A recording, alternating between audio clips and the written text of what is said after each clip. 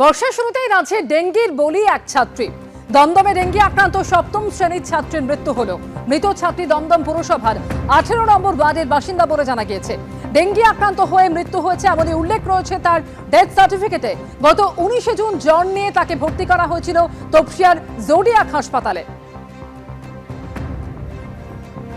ডেঙ্গির বলি এক ছাত্রী বর্ষার একেবারে শুরুতেই এবং দমদমের বাসিন্দা ওই ছাত্রী বলে জানা গিয়েছে। দমদম পুরসভার 18 নম্বর ওয়ার্ডের বাসিন্দা সে, এবং যেটা জানা যাচ্ছে তার ডেথ সার্টিফিকেটে ডেঙ্গি আক্রান্ত হয়ে মৃত্যুর উল্লেখ রয়েছে। অনুব্রত মণ্ডল আইসিকে যেভাবে আক্রমণ করেছিলেন এফআইআর এ কি উল্লেখ রয়েছে এবার আপনাদের সামনে রাখবো সেই তথ্য যে আইসির এফআইআর এ কি উল্লেখ রয়েছে আইসিকে হুমকি কাণ্ডে। অনুব্রত মণ্ডলের আইফোনের ফেস টাইম থেকে ফোন, আইসি লিটন হালদারের অভিযোগপত্রে একের পর এক বিস্ফোরক অভিযোগ। অনুব্রত মণ্ডলের আইফোনের ফেস টাইমে লিটন হালদারকে ফোন, আইসির সরকারি মোবাইল নম্বরে ফোন করে নিজের পরিচয় দেন অনুব্রত মণ্ডল। আইসি তখন থানায় তার ঘরে ছিলেন, উল্লেখ লিটন হালদারের অভিযোগপত্রে। অনুব্রত মণ্ডলের ফেস টাইম আইডি উল্লেখ করে অভিযোগ দায়ের করেছেন লিটন হালদার। এত বিস্তারিত তথ্য দেওয়ার পরেও কেন কেষ্টর ফোন বাজেয়াপ্ত নয় উঠছে প্রশ্ন। প্রয়াত মা এবং স্ত্রীকে টেনে আইসিকে অশালীন ভাষায় হুমকি দিয়েছেন অনুব্রত মণ্ডল। ইচ্ছাকৃতভাবে অবমাননাকর কথা বলে অপমান করা হয়েছে, মানসিকভাবে হেনস্থা, দলবল নিয়ে বলপূর্বক সরকারি কোয়ার্টার থেকে বের করে দেওয়ার হুমকি। অনুব্রত মণ্ডলের বিরুদ্ধে লিটন হালদার যে অভিযোগ করেছেন সেই অভিযোগপত্রে এমনই উল্লেখ রয়েছে। ভয় দেখানো এবং সরকারি কাজে হস্তক্ষেপ করাই উদ্দেশ্য ছিল, অভিযোগ করেছেন আইসি লিটন হালদার। কিন্তু তারপরেও অনুব্রত মণ্ডলের ফোন কেন বাজেয়াপ্ত নয় উঠছে প্রশ্ন। যে ভাইরাল অডিও ইতিমধ্যেই ভাইরাল হয়েছে, আইসি লিটন হালদারকে যেভাবে হুমকি দিয়েছিলেন অনুব্রত মণ্ডল, আরো একবার আপনাদের সামনে। হ্যালো, হ্যাঁ বলুন। তোর পশু ডেপুটেশন নিয়ে তোর বাংলো পর্যন্ত যাব, তোকে বার করে নিয়ে আসবো। বল বল বল বল বল বল বল বল।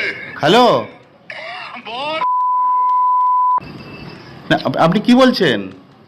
আমি অনুব্রত মণ্ডল বলছি। বল বল বল বল বল। তুই ফোনে রেকর্ড করছিস, আমি সব জানি।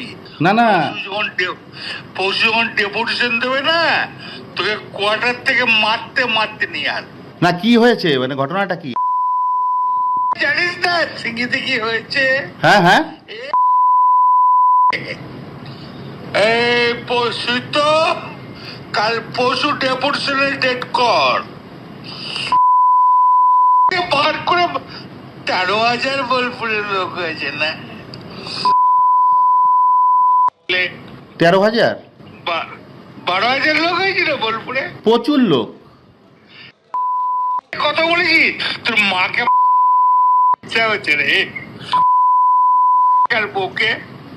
আপনি আপনি আপনি একজন দায়িত্বপ্রাপ্ত লোক, আপনি এভাবে কথা বলছেন? তোর ডেপুটেশন, পশু ডেপুটেশন ডেট কর, ওকে অফিস থেকে ওই ঘর থেকে বার করার দায়িত্ব আমার। রাজীব কুমার, অনুব্রত মণ্ডল বলছি। সরাবে না নাকি?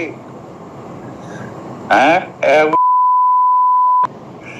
পশু ডেপুটেশন দিয়েছি, মারবে কি মারবো দেখুন আমি। আমার 10,000 লোক হয়েছে বোলপুরে,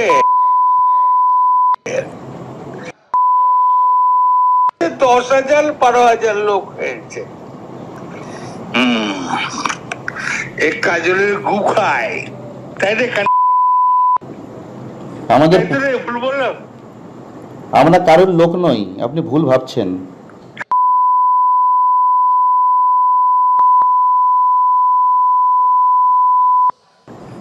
তোর পশু ডেপুটেশনের ডেট কর, আমি যাবো থানাতে। ওর চুলের মুঠি ধরে আমি বার করে নিয়ে আসবো ওখান থেকে। আপনি এভাবে কেন বলছেন? হ্যাঁ,